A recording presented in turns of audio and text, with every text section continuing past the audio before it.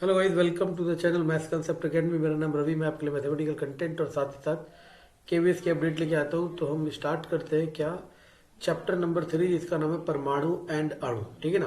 तो ये सीरीज है एनसीईआरटी सीरीज। तो जैसे कि मैंने कहा था, एनसीईआरटी आपके सामने लाएंगे और आपको ये समझना पड़ेगा। ठीक है ना। चलो, तो अब हमारे पास सबसे पहली चीज आती है, क्या समझने की कोशिश करते हैं। सबसे पहली चीज हमारे पास आती है, जैसे कि एक आता है परमाणु। एक मिनट, ओके ना। एक आता है हमारे पास परमाणु, सॉरी लिखने में थोड़ी सी गलती हो जाती है। एक आता है परमाणु और एक आता है अणु। ठीक है ना। परमाणु को एटम कहते हैं, अणु को मॉलिक्यूल कहते हैं। अब समझने की कोशिश करते हैं कि क्या एनसीईआरटी रीडिंग करेंगे। ठीक है ना।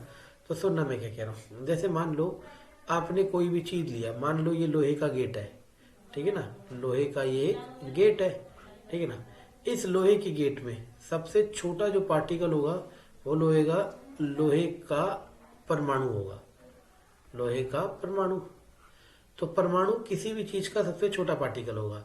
अगर आप एक पेपर लोगे, कागज लोगे, तो उस कागज में सबसे छोटा होगा वो कागज का परमाणु होगा।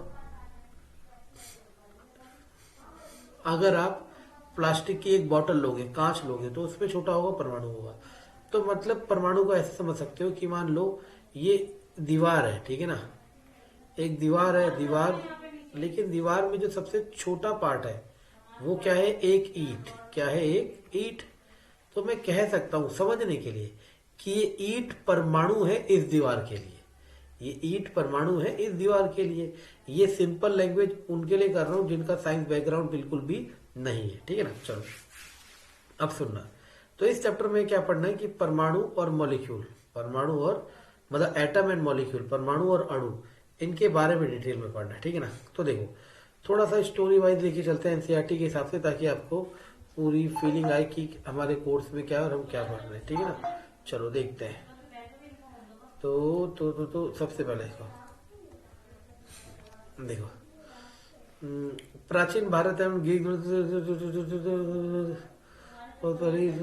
ओके, देखो, पदार्थ की विभाज्यता के मत के बारे में बहुत पहले ही, लगभग 500 ईस्वी पूर्व व्यक्त किया गया था। अब मैं जो लैंग्वेज यूज करूंगा वो आपको बहुत आसान लगेगी और वही समझना और बहुत आसान। देखो, जैसे आपको ये तो समझ आ गया पदार्थ होता क्या है। पदार्थ होता है, कुछ भी हो सकता है। आपका पेन हो सकता है, आपकी कॉपी हो सकती है, ये टेबल हो सकता है, ये लैपटॉप हो सकता है, ये मोबाइल हो सकता है। सभी चीज क्या है? पदार्थ है। ठीक है ना। तो पदार्थ की विभाज्यता मतलब, जैसे मैंने भी कहा ना, ये दीवार किससे मिलके बनी है? एक ईंट के छोटे से हिस्से से। तो शुरुआत से ये कह रहा है, शुरुआत से। अब आपको ये सब याद नहीं करना कि प्राचीन भारतीय ग्रीस दार्शनिक के, ठीक है ना, 500 ईसा पूर्व, ये सब आपके लिए जरूरी नहीं है। क्यों? क्योंकि आप साइंस में बैठे हो। साइंस में नाम और शब्दों का मतलब ईयर्स का इतना रोल नहीं होता, मेन होता है कंसेप्ट का। ठीक है। इसीलिए हम यहाँ पे अच्छा कर सकते हैं। ठीक है। तो देखो क्या है, इसने कहा कि पहले टाइम से, इस पूरे स्टैंडा की हिंदी क्या है सुनना। ये कह रहा है बहुत पहले से, मतलब कितना पहले से? 500 ईसा पूर्व पहले से इस बात पे विचार चल रहा था कि जो पदार्थ होता है, जो पदार्थ होता है उसका कुछ ना कुछ छोटा पार्टिकल होता होगा। विभाज्यता मतलब सबसे छोटा पार्टिकल। जैसे दीवार है, दीवार की विभाज्यता करोगे, तोड़ोगे, तो उसके अंदर से जो सबसे छोटा पार्टिकल निकलेगा वो क्या निकलेगा? ईंट निकलेगा, है ना। तो विभाज्यता के बारे में पहले से ये चीजें चल रही थी, ये इस स्टैंजा में कह रखा है। भारतीय दार्शनिक महर्षि कराड़ के प्रस्तावित किया था कि हम द्रव्य मतलब पदार्थ है, को विभाजित करते जाए तो छोटे छोटे कण प्राप्त होते जाएंगे। अंततः एक सीमा आएगी जब कण पुनः विभाजित नहीं हो जा सकता, इसे विभाजन रहेगा, वह उन्होंने परमाणु कहा। अब देखो सुनना, यानी कि यहां से समझ आ गया, जो महर्षि कनाड था, या कन्नड़ कह लो या जो भी कह लो, कनाड लिखा हुआ है ना, इनका नाम आपके लिए अब जरूरी है। क्यों? क्योंकि एक तो इंडियन है और दूसरा इन्होंने क्या बता दिया, इन्होंने कह दिया कि आप किसी भी पदार्थ को लोगे और उसे तोड़ते जाओगे तो वो छोटे छोटे हिस्सों में बदलेगा, और तोड़ोगे तो और छोटे छोटे हिस्सों में बदलेगा, और तोड़ोगे तो और छोटे छोटे हिस्सों में बदलेगा, और तोड़ोगे तो और छोटे छोटे हिस्सों में बदलेगा, और तोड़ोगे तो और छोटे छोटे हिस्सों में बदलेगा। लेकिन एक समय बाद ऐसे हिस्से आ जाएंगे जिन्हें फर्दर तोड़ा नहीं जा सकता। एक समय बाद ऐसे हिस्से मिलने लगेंगे, जिन्हें फर्दर और नहीं तोड़ा जा सकता, उन्हीं हिस्सों को इन्होंने नाम दे दिया परमाणु। क्या नाम दे दिया? परमाणु। और इसी को इंग्लिश में कहा इन्होंने एटम। समझ आया मैं क्या कह रहा हूं? चलो, तो ये है इंडियन साइंटिस्ट की पावर। जब लोग सोच भी नहीं सकते थे तब उन्होंने इन सब बारे में बता दिया था। ठीक है ना। अब एक और देखो, हमारे पास एक और है। एक देखो क्या है कि एक अन्य भारतीय दार्शनिक पकुदा कात्यायाम पकुदा कात्यायाम ने इस मत को विस्तृत रूप से समझाया तथा कि ये कण सामान्यतः संयुक्त रूप में पाए जाते हैं, हमें पदार्थों के विभिन्न रूपों को प्रदान करते हैं। अब सुनना, इन्होंने ये जो दूसरे थे, इन्होंने इनकी थ्योरी को, इन्होंने जो ये बात कही इसको सपोर्ट किया और एक और बात कह दी। एक और बात कह दी। क्या बात कह दी? कि ये जो कण है छोटे, जिन्हें हमने नाम क्या दिया? परमाणु। क्या नाम दिया? परमाणु। ये परमाणु जो है ना, ये संयुक्त रूप में मिलते हैं। संयुक्त का मतलब होता है, देखो ये परमाणु अकेला तो मिलता नहीं है, परमाणु अकेला तो मिलता नहीं है, ये जुड़े हुए होते हैं ना इसके अंदर बहुत सारे परमाणु। तो यही इन्होंने कहा कि परमाणु जो होंगे वो आपको संयुक्त रूप में मिलेंगे। ठीक है ना। और इन्हीं के रूप में मिलने, ये जिस रूप में मिलेंगे उसी रूप में क्लासिफिकेशन होगा। मैंने आपको बताया था, अगर परमाणु पास पास है बिल्कुल तो क्या बन जाएगा? ठोस।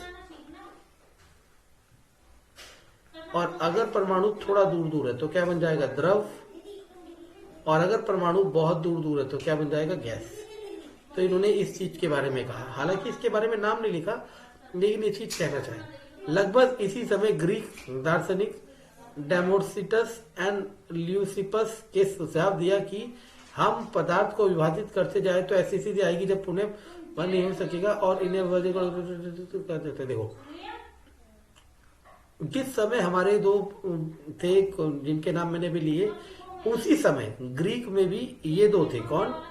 Democritus and Leucippus. इनके नाम जरूरी है। तो 4 नाम अभी आए। ठीक है ना। जिन्होंने बहुत महान खोज की होगी उनके नाम पढ़े जाएंगे, बाकियों के नाम नहीं पढ़े जाएंगे। ठीक है ना, वरना नहीं पूछे जाएंगे। तो इन्होंने भी उस समय परमाणु के बारे में कहा। अब आप कहोगे देखो हमारे इंडियन साइंटिस्ट के नाम क्यों नहीं आते थे, या फिर जो दार्शनिक थे उनके नाम क्यों नहीं आते थे? क्योंकि नहीं समझे, ये लोग उस चीज को पहले कॉपीराइट करा लो या फिर अपना नाम दे दो, वो चल जाता था। ठीक है ना। ये सब आपका नहीं है। ये सभी सुझाव दार्शनिक विचारों पर आधारित थे। इन विचारों की वैधता सिद्ध करने के लिए 18वीं शताब्दी तक कोई प्रयत्न नहीं हुआ। मतलब ये जो भी कहानियां दी इन्होंने ऐसी बताया, मतलब इस पे कोई एक्सपेरिमेंटल प्रूफ नहीं था। ठीक है ना। अब सुनना आगे, देखो क्या हुई। 18वीं शताब्दी के अंत तक वैज्ञानिकों ने तत्व एवं यौगिकों के बीच भेद को समझा तथा स्वाभाविक रूप से पता करने की इच्छुक की कि तत्व कैसे एक मिनट यौगिक बनते हैं। मतलब अब देखो, सुनना, कहाँ गया ये पेन? ये रहा। मुझे क्यों नहीं रहा? ये रहा। हाँ, तो देखो, मतलब अब ना 18वीं शताब्दी तक वो ये समझने लगे कि ये परमाणु होगा। मतलब सबने बता दिया कि सबसे छोटा हिस्सा होगा परमाणु, लेकिन परमाणु अकेला तो मिलता नहीं है, उसमें कई सारी चीजें जुड़ी हुई होती है। मतलब कई सारी नहीं, कई सारे परमाणु जुड़े हुए होते हैं और क्या बना देते हैं? पदार्थ बना देते हैं। क्या बना देते हैं? पदार्थ बना देते हैं। ये पढ़ा हमने, है ना। तो अब वो ये जानने की कोशिश करने लग गए कि ये परमाणु जुड़ते क्यों है। ठीक है ना। अब सुनना, परमाणु मतलब होता है अकेला एटम, और अणु मतलब एक से ज्यादा परमाणु जब आपस में चिपक जाते हैं। वो 2 हो सकते हैं, वो 3 हो सकते हैं, वो 5 हो सकते हैं, वो 8 हो सकते हैं, कितने भी हो सकते हैं। तो अणु मतलब बहुत सारे परमाणु। ठीक है ना। अथवा देखो, वैज्ञानिक अंतवा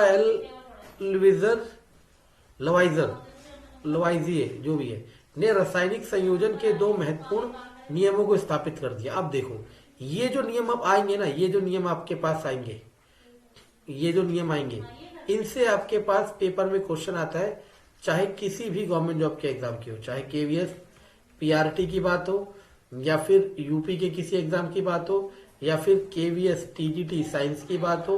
ठीक है ना। या फिर किसकी बात हो, या फिर आपकी सीबीएसई की बात हो, क्वेश्चन बनते हैं यहीं से। अब क्या क्वेश्चन बनते हैं, हमें ये सीखना पड़ेगा। ठीक है ना। अब हमें ये सीखना पड़ेगा कि क्या क्वेश्चन बनते होंगे। ठीक है। चलो, अब देखो, पहला उन्होंने दिया द्रव्यमान संरक्षण का नियम, और ये बहुत ही प्यारा है। देखो कितना प्यारा, मैं समझाने की कोशिश करता हूँ। देखो अब आपके पास यार अभी थोड़ा समय लगेगा सीखने में। देखो चलो छोड़ो, द्रव्यमान संरक्षण का नियम क्या है मैं बताता हूँ। देखो मान लो आपका एक दोस्त है, ये क्या है यार, देखो मान लो आपका एक दोस्त है, ठीक है ना, तो रुको यार,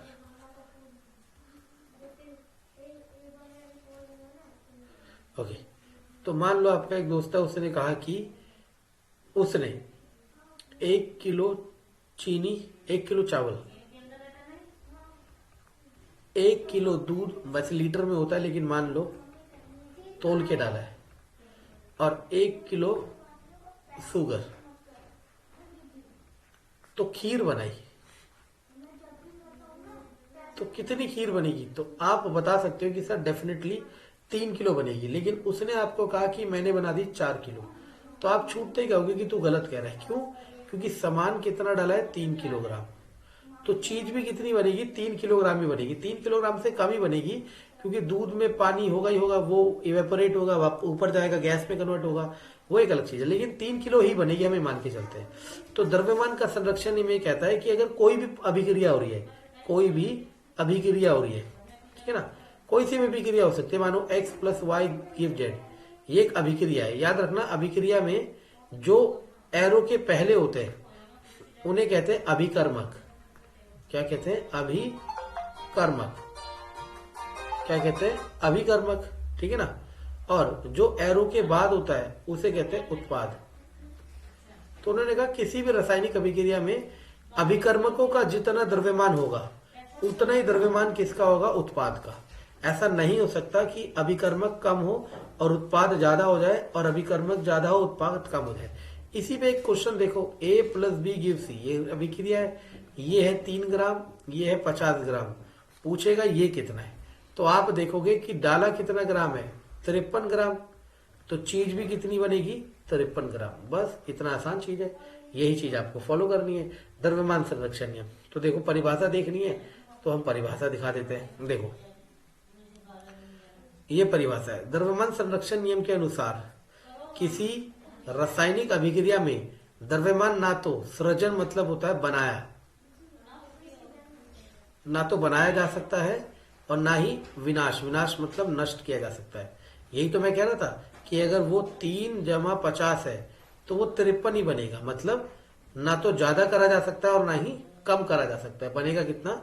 53 ही। ये है पहला। इस पे न्यूमेरिकल्स आते हैं, और एनसीईआरटी में भी बहुत न्यूमेरिकल्स हैं, और आपके पास भी न्यूमेरिकल आएंगे, चाहे किसी पेपर में आए। जिस पेपर के सिलेबस में चैप्टर होगा उसमें न्यूमेरिकल आएंगे ही आएंगे, ठीक है ना। चलो अब देखो दूसरा वाला लॉ, ये बहुत अच्छे से समझना। ये जिनका साइंस का बैकग्राउंड नहीं है उन्हें ये थोड़ा मुश्किल लगता है, लेकिन मैं समझाने की कोशिश करता हूँ, ठीक है। देखो जैसे पानी है, पानी का फॉर्मूला जो साइंस बैकग्राउंड है उसे तो पता होगा, H2O होता है। जैसे मान लो कार्बन डाइऑक्साइड, एक होती है कार्बन डाई ऑक्साइड, इसका फॉर्मूला होता है CO2। ऐसे बहुत सारे होते हैं, आपको सारे याद नहीं करने। पता क्या होता है? देखो गलत अप्रोच यही होती है कि अब आप अपना दिमाग इसमें लगाओगे कि हम ये याद कैसे करेंगे। आपको इन्हें याद नहीं करना है, आपको बस वो समझना है जो मैं कहना चाह रहा हूँ, ठीक है ना। सुनना मैं क्या कह रहा हूँ। मैं ये कह रहा हूँ कि पानी के फॉर्मूले में आपने देखा हाइड्रोजन तो 2 है और ऑक्सीजन 1 है। वैसे कार्बन डाइऑक्साइड के फॉर्मूले में कार्बन 1 है और ऑक्सीजन 2 है। मान लो पानी के फॉर्मूले की बात करता हूँ, तो ये स्थिर अनुपात का नियम क्या कहता है मैं समझाता हूँ। पहले मैं समझाऊंगा और फिर दिखाऊंगा कि इसने क्या कहा है, ठीक है ना। पानी मेरे घर का हो, आपके घर का हो, मेरे गांव का हो, आपके गांव का हो, इंडिया का हो, चाइना का हो, जापान का हो, रशिया का हो, या किसी भी तरह से मिले, पानी का फॉर्मूला हमेशा क्या रहेगा? H2O। क्या रहेगा? H2O। और हम इनडायरेक्टली कह सकते हैं कि हाइड्रोजन और ऑक्सीजन का अनुपात 2:1 रहेगा। क्या रहेगा? 2:1 रहेगा। समझ आ रहा है मैं क्या कह रहा हूँ? पानी का फॉर्मूला तो हमेशा सेम रहेगा ना, चाहे किसी देश में चले जाओ, कहीं चले जाओ। पानी चाहे बारिश से मिलाओ, चाहे कुएं से मिलाओ, पानी कैसे भी मिलाओ, पानी कहीं भी मिलाओ, पानी किसने भी बनाया हो, फॉर्मूला क्या रहेगा? H2O। और यही होता है स्थिर अनुपात का नियम। अगर आप शब्द को पकड़ो तो स्थिर मतलब होता है कांस्टेंट, अनुपात मतलब रेशो। तो मैं भी तो यही कह रहा हूं कि इसका अनुपात क्या रहता है? फिक्स रहता है ना। चलो अब देखते हैं साइंटिस्ट जी क्या कह रहे हैं। ठीक है, देखो यहां देखो, इस नियम के अनुसार किसी प्रकार के व्यक्त किया था कि किसी भी यौगिक में, ये यौगिक का मतलब होता है जिसमें बहुत दो या दो से ज्यादा तत्व होते हैं, जैसे H2O भी यौगिक है। यौगिक में तत्व सदैव, तत्व, इसमें तत्व कौन है, हाइड्रोजन तत्व है और ऑक्सीजन तत्व है। समझ आया, यौगिक मतलब ये पूरा चीज, और इसके अंदर जो होंगे वो तत्व होंगे। तत्व सदैव एक निश्चित द्रव्यमान के अनुपात में विद्यमान होता है। समझे, निश्चित द्रव्यमान के अनुपात मतलब इनका रेशो जो होता है वो फिक्स रहता है। ठीक है ना, ये आपको सबसे जरूरी चीज समझनी थी। ठीक है, चलो अब आते हैं अगला। चलो अब आए डाल्टन साहब। देखो अब समझना मैं क्या कह रहा हूं, बीच का जो भी है वो सब आपको पढ़ना है। ठीक है ना, मैं और ऐसा हो ही नहीं सकता कि समझ ना आए, एक एक लाइन समझा रहा हूं। ठीक है ना, अब सुनना, इसे हम कहते हैं डाल्टन एटॉमिक थ्योरी। क्या कहते हैं, डाल्टन एटॉमिक थ्योरी, डाल्टन का परमाणु सिद्धांत।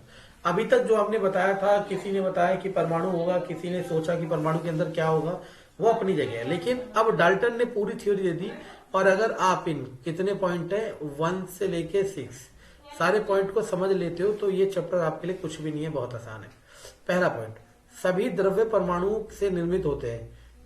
द्रव्य मतलब पदार्थ, सभी पदार्थ परमाणु से निर्मित होते हैं, हमें पता है। तो पदार्थ परमाणु से निर्मित होते हैं तो हमें पहले ही पता है ना, ये उन्होंने कहा। ठीक, इसके बाद देखो, परमाणु विभाज्य सूक्ष्म कण होता है। मतलब देखो, अविभाज्य मतलब और तोड़ा नहीं जा सकता, सूक्ष्मतम मतलब सबसे छोटा कण होता है, जो रासायनिक अभिक्रिया में ना तो बनाया जा सकता है ना ही नष्ट हो सकता है। यही हमने पढ़ा था। दिए गए तत्व के सभी परमाणुओं का द्रव्यमान एवं रासायनिक गुणधर्म समान होता है। मतलब समझना क्या कह रहा हूं, जैसे मानो मैंने वो एग्जांपल लिया था लोहे के गेट का। मानो लोहे का फॉर्म केमिकल सूत्र होता है Fe। इतनी छोटी चीजें तो आपको याद होनी चाहिए।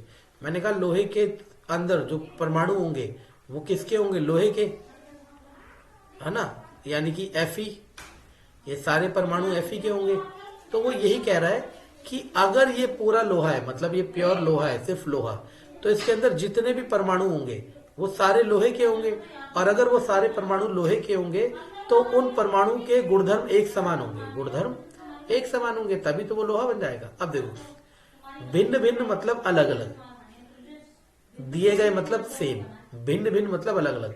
तत्वों में परमाणु के द्रव्यमान रासायनिक गुणधर्म भिन्न होता है। मतलब एक आपके पास लोहा है और एक आपके पास प्लास्टिक है या लकड़ी मान लो, तो अब इसके जो परमाणु होंगे और जो इसके परमाणु होंगे, वो कह रहा है इन दोनों के गुणधर्म भिन्न होंगे। भिन्न मतलब अलग होंगे। ये तो कॉमन सेंस है ना, क्योंकि वो दो अलग चीजें हैं, एक चीज नहीं है। अगला, भिन्न भिन्न तत्वों में परमाणु परस्पर छोटी पूर्ण संख्याओं के अनुपात में सहयोग करते हैं। जैसे मैंने H2O का एग्जांपल लिया था, इसमें क्या था 2:1, तो ये छोटी संख्या और अनुपात में है ना।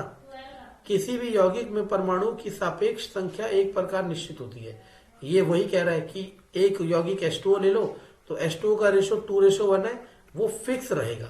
अब आप कहोगे ये भी वो लाइन था, नहीं, ये लाइन ये है कि अनुपात छोटे नंबरों का होगा, और ये वो लाइन है कि ये रेशो क्या रहेगा, फिक्स रहेगा। डाल्टन के ये 6 पॉइंट है। ठीक है ना, इस पे बहुत क्वेश्चन बनते हैं, हर लेवल पे क्वेश्चन बनते हैं। ठीक है ना, चलो अब देखो, एक क्वेश्चन दे रखा है इन्होंने, मैं यही सॉल्व करने की नहीं, वहां करता हूं। सोडियम कार्बोनेट 5.3 ग्राम। देखो मैं यहां लिखता जाता हूं, सॉरी, सोडियम कार्बोनेट 5.3 ग्राम। ठीक है ना, अगला है हमारे पास 6 ग्राम एसिटिक अम्ल। 6 ग्राम एसिटिक अम्ल, एसिटिक अम्ल कितना है, 6 ग्राम। ठीक है, इसके बाद है 2.2 कार्बन डाइऑक्साइड, 2.2, और जल है 0.9, यहां लिखा हुआ ऊपर ही। ठीक है ना, 0.9। ठीक है, और एक और चीज है वो है 8.2।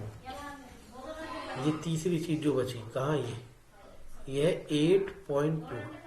अब वो कह रहा है कि द्रव्यमान का संरक्षण नियम लागू हो रहा है नहीं हो रहा है। तो सिंपल है, एरो से पहले वाले कौन है, अभिकर्मक, और एरो के बाद वाले कौन है, उत्पाद। कौन है, उत्पाद। तो अभिकर्मक में कौन कौन आ रहा है, एक तो 5.3 आ रहा है और एक 6 आ रहा है, तो कितना आ गया 11.3 ग्राम। अब उत्पाद में कौन कौन आ रहा है, एक आ रहा है 8.2, एक आ रहा है 0.9 और एक आता है 2.2, तो हो गया 11.3 ग्राम। तो अब देखो, अभिकर्मक और उत्पाद में द्रव्यमान सेम हो रहा है, और अगर द्रव्यमान समान है तो वो द्रव्यमान का संरक्षण नियम लागू कर रहा है, अदरवाइज लागू नहीं कर रहा है। बहुत इजी। चलो अब आते हैं क्वेश्चन नंबर 2 पे। सुनना, ये भी बहुत आसान है। एक मिनट रुको, पहले मैं थोड़ा सा इसे मिटा देता हूँ क्योंकि I need more space for this. Okay, नई चीज है, मजेदार है, लेकिन मैं यही सोच रहा हूँ कि जब सब्सक्राइबर बढ़ जाएंगे और मैं स्मार्ट बोर्ड लूंगा तब मुझे कितना मजा आएगा, क्योंकि पढ़ाना मेरा पैशन है, लेकिन टेक्नोलॉजी से उस पैशन को बहुत बहुत बहुत बहुत सपोर्ट मिलता है। ठीक है ना। चलो चलो अब देखो, उनने क्या कहा, इसने कहा कि देखो हाइड्रोजन और ऑक्सीजन, ये सब पेपर में आएगा आपके, हाइड्रोजन और ऑक्सीजन अगर आपके सिलेबस में है, और मुझे तो पता है 1:8, 1:8।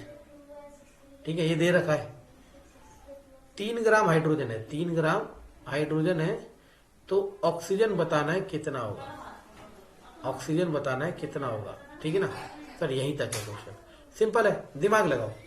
1 पे कितना चल रहा है 8, तो 3 पे कितना चलेगा 24, कितना चलेगा 24। अगर ये अनुपात नहीं दिया होता तो आप नहीं बता सकते थे, अनुपात दे रखा है इसीलिए आप बता पा रहे हैं, इसीलिए आप बता पा रहे हैं। ठीक है ना। अगला, डाल्टन के परमाणु सिद्धांत अभी बता दिया। ओके, डाल्टन के परमाणु सिद्धांत का कौन सा निश्चित अनुपात को करता है, लास्ट वाला देखो, अभी लिखे थे ना संख्या निश्चित होता है, जो मैंने बताया था, तो पॉइंट नंबर 6। ठीक है ना। अब इतना समझने के बाद हमारे पास एक टॉपिक था पीछे, समांगी और विसमांगी मिश्रण। ठीक है ना, तो मैं उसको अब समझाता हूं, और फिर एक मिनट, समांगी और विसमांगी मिश्रण। ठीक है, यहां लिख देता हूं, ये जगह देखो, एक होता है समांगी मिश्रण, एक मिनट,